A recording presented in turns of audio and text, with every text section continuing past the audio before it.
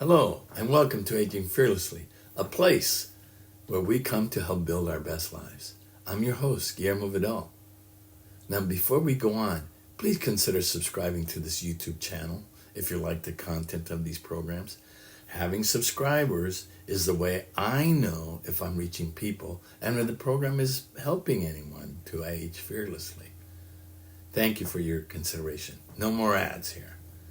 As a follow-up to the program presented on Valentine's Day about the 4 reasons why we stay in relationships we know are over, I thought it would be important to have a follow-up and explain what a relationship's dynamics are when one partner wants out of the union and the other does not.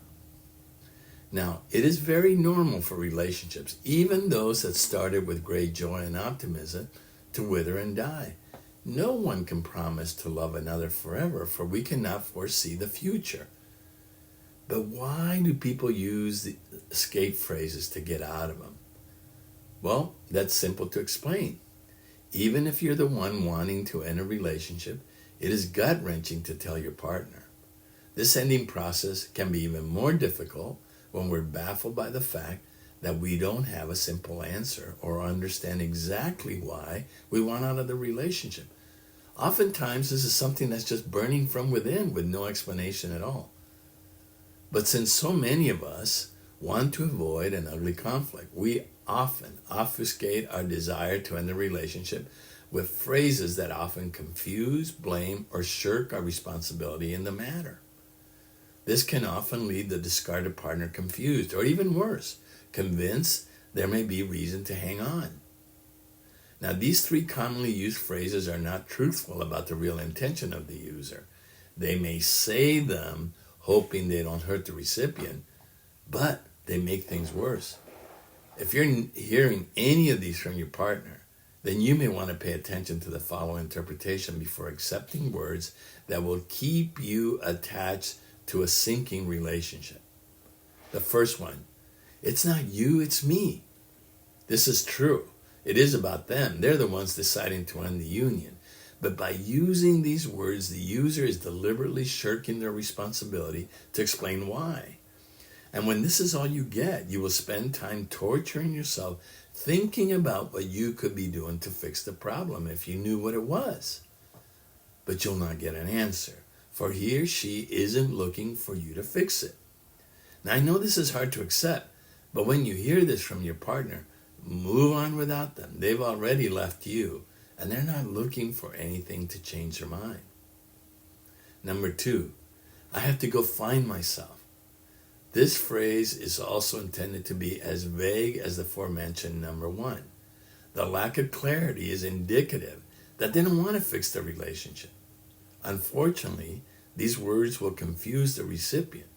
What are you supposed to do in the meantime? Will he or she return when they find themselves? Are you supposed to remain waiting for the return?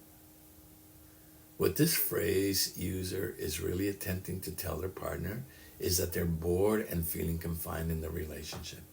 They're leaving you because they need room to grow. There's nothing left to do here but to let them go.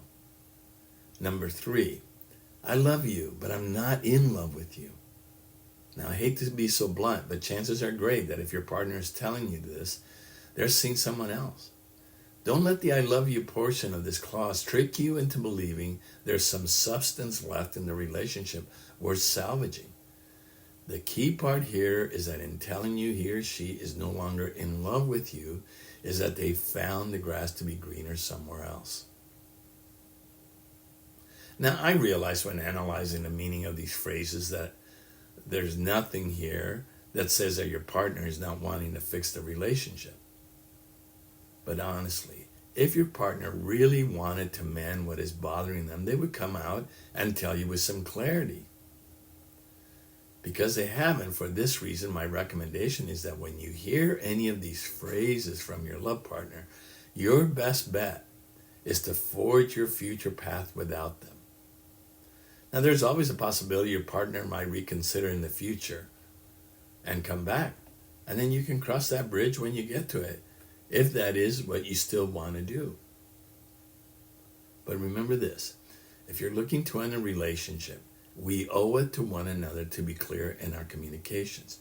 Sharing our issues honestly to our significant other, especially during a breakup, is compassionate because it informs them of the truth and allows them to make the decisions that work best for them. And one last thing. Breakups are hard, but it is important to remember that we are all entitled to change our minds and pursue the things that make us happy. Your exiting partner has that right, even if this causes you great pain. But this pain makes it doubly difficult, especially after a painful breakup, to see how people can benefit from a relationship's end. But they do.